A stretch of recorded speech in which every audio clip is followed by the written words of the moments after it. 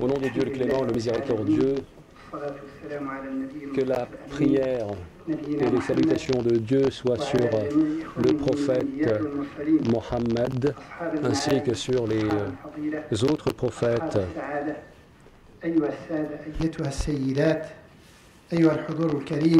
Mesdames et messieurs, permettez-moi de vous adresser ma salutation, la salutation de l'islam, à savoir Assalamu alaikum.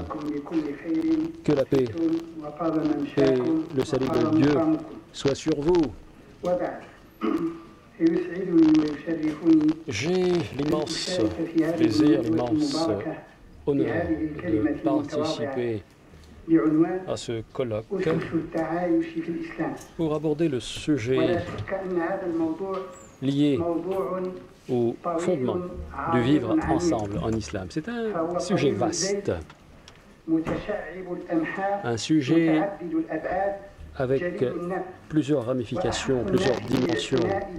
Il convient donc de l'aborder dans ses fondements, dans ses ramifications. Et nous en avons fortement besoin, nous les musulmans des pays où nous vivons en tant que minorité. Et surtout, en ces temps difficiles, délicats, où le monde fait face à des changements profonds et rapides, où le sang, où les honneurs sont pris à partie au nom des valeurs et des principes. Personne n'ignore que l'islam, aujourd'hui, en Occident, en Europe et aux États-Unis, eh bien, l'islam n'est plus une religion de transit, une religion en transit. C'est une religion qui est là et qui le restera. La présence des musulmans en Occident est effectivement le résultat du dialogue continué entre les pays de l'islam et l'Occident. Nous vivons l'ère de la mondialisation, du village mondial, un mixage des populations, des religions. Et dans le monde musulman, il y a effectivement des musulmans et des non-musulmans. Et il en va de même du monde occidental, des musulmans et des non-musulmans y vivent. Alors, qu'est-ce qui est attendu des gens par rapport à cette réalité inexorable? Alors, il faut savoir vivre ensemble en tant qu'être humain, loin de l'extrémisme, du dogmatisme, de l'exclusion de l'autre. Il faut regarder l'autre en tant que concitoyen qui a des devoirs et qui a des droits, sans égard ou considération à sa couleur, à sa nationalité ou à son affiliation. Le vivre ensemble en islam se fonde sur des fondements solides, sur des valeurs nobles, notamment 6 fondements que je vais aborder. D'abord, le sentiment de l'appartenance à une seule humanité. Deuxièmement, la connaissance mutuelle pour davantage de coopération. Troisièmement, le respect mutuel. Quatrième, la tolérance. Cinquième, être juste envers les autres. Et sixièmement, la justice dans son sens large. Tous ces fondements sont essentiels. Et il faut donc savoir trouver un point commun entre l'ensemble des gens qui vivent dans une seule enceinte sociale, qu'il y ait de la coopération entre les musulmans et les non-musulmans. Ce sont des fondements inébranlables, même si le temps passe et même si les lieux changent. Je vais essayer, par la grâce de Dieu, de jeter un peu de lumière sur ces 6 fondements principaux. Et je vais également rapidement faire référence à certains points communs sur lesquels le Coran a mis l'accent. Pour ce qui est du premier fondement, c'est-à-dire le vivre, pour le vivre ensemble, donc sentir qu'on est tous membres à part égale dans l'humanité. Nous sommes tous égaux en tant qu'êtres humains. Nous partageons la dignité humaine. À partir de ce sentiment noble, nous voyons que la religion islamique appelle ses fidèles à vivre avec l'ensemble des membres de l'humanité dans un climat de tolérance et d'harmonie. sachant que l'homme appartient à une seule et même famille, à savoir la famille de l'humanité. Le quatrième calife, Ali, lorsqu'il s'est adressé à Malik ibn al-Harith al-Ashtar, lorsqu'il l'a dépêché en Égypte pour y être gouverneur, il a dit « Ne sois pas sur les Égyptiens comme un lion féroce ». Parce qu'ils sont deux catégories, soit un frère pour toi dans la religion, c'est-à-dire dans l'humanité, soit dans l'humanité. Donc, quelle que soit la différence ethnique, nationale, filière, en fin de compte, ils émanent tous d'une seule personne, d'une seule âme, l'âme d'Adam, c'est-à-dire ils appartiennent tous à la même humanité. Le Coran, le Saint-Coran, au début de la sourate An-Nisa, la troisième sourate, dit « Ô hommes, craignez Dieu qui vous a créé à partir d'une seule âme, et à partir de laquelle il a créé son double, et à partir des deux, il a déployé bien d'hommes et de femmes. » Dieu dit, c'est lui qui vous a créé à partir d'une seule femme et à partir de laquelle il a créé son double pour qu'il y trouve la paix et la sérénité. Et dans une autre sourate, la même chose est répétée.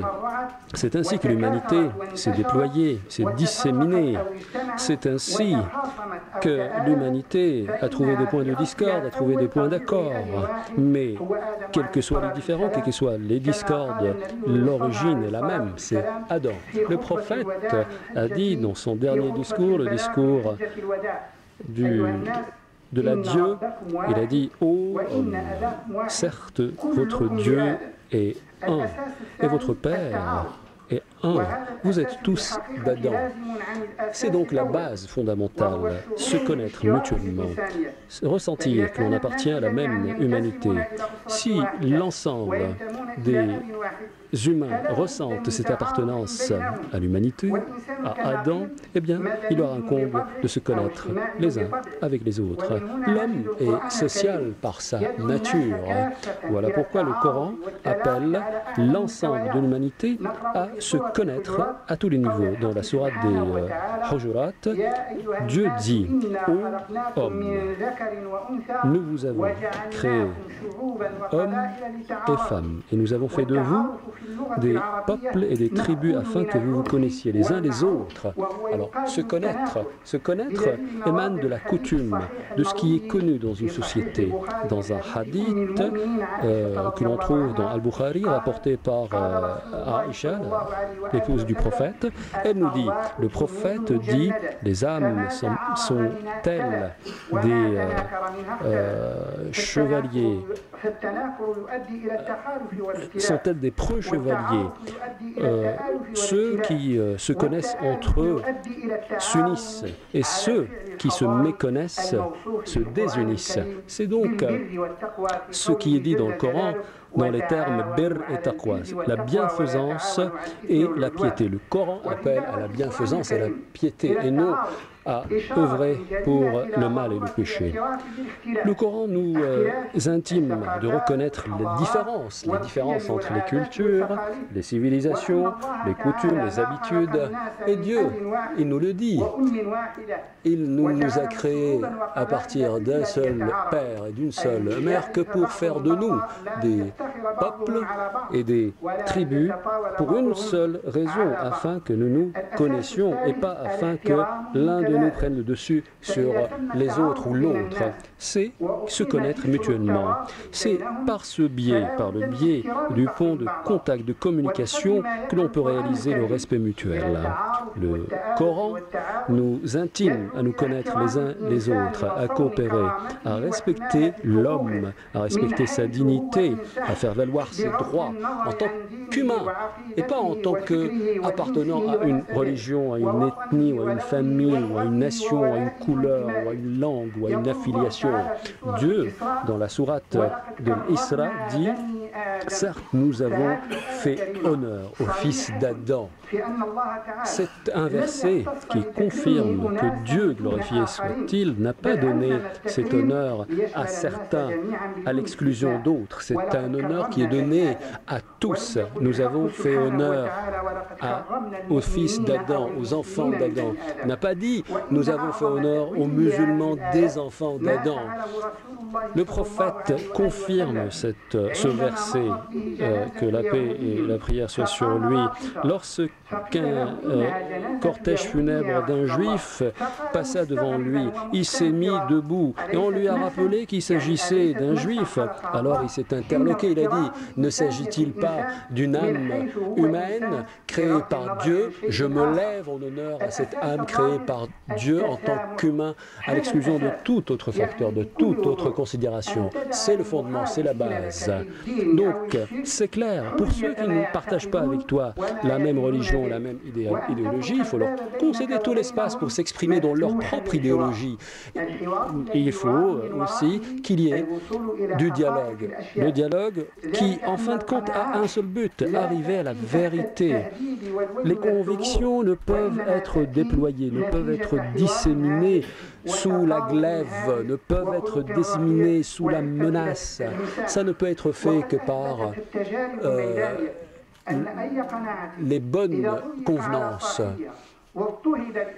Si on force, si on contraint quelqu'un à croire ou à adopter quelque chose qui n'est pas la sienne, eh bien sa résistance en sera d'autant plus forte à cette contrainte.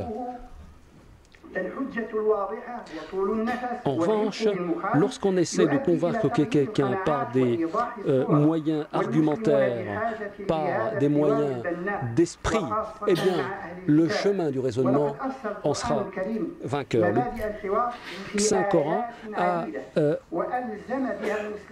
pu asseoir les principes du dialogue dans plusieurs versets. Dieu dit, pour fonder ce dialogue, dit « N'entrez pas en polémique avec les gens du livre que par la meilleure des façons. » Il a dit également, dit ô ceux qui ont le livre, adoptez avec nous une parole unie entre nous et vous, à savoir n'adorer que Dieu, n'adorer aucun autre que Dieu et n'adorer d'autres dieux que lui.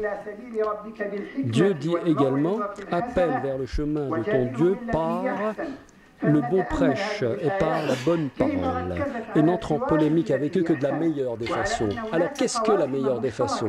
Il y a des points communs entre les musulmans et les gens du livre. Nous le savons. Ces points communs se manifestent très clairement dans le Coran. Dieu dit, et dites, nous avons cru en ce qui nous a été révélé, en ce qui vous a été révélé, et notre Dieu et le vôtre est un.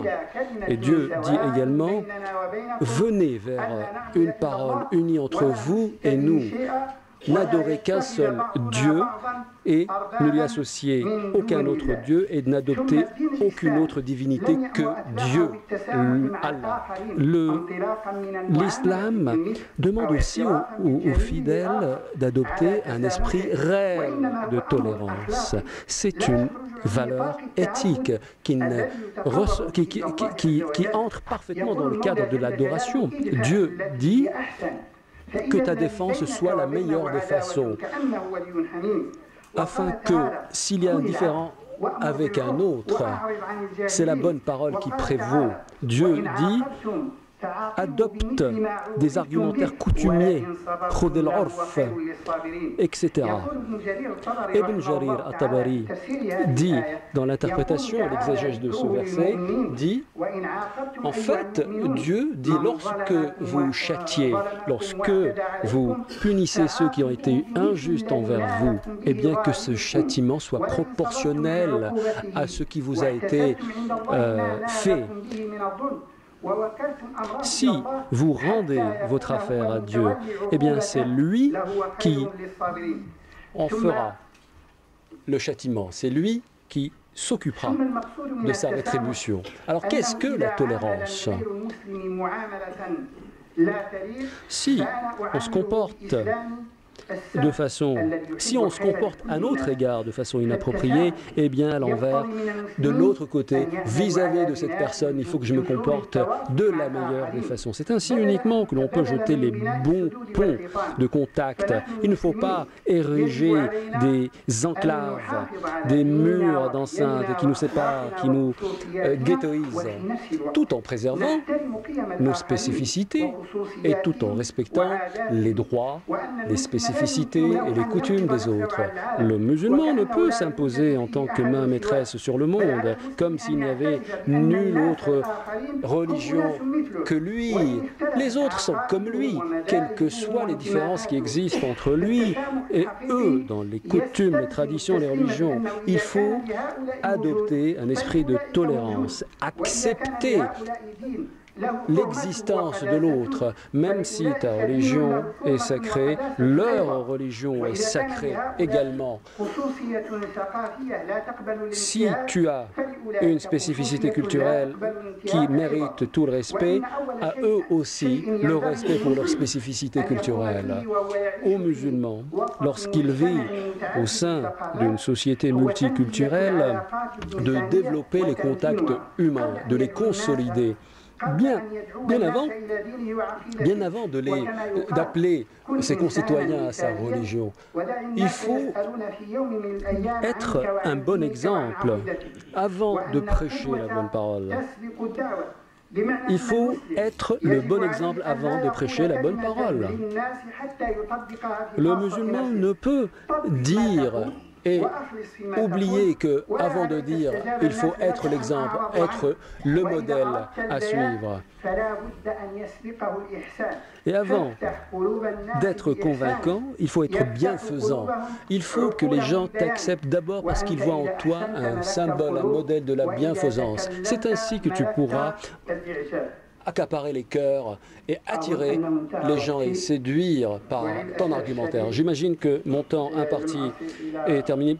Fort malheureusement, je n'ai pu couvrir que le tiers de ce que j'avais préparé.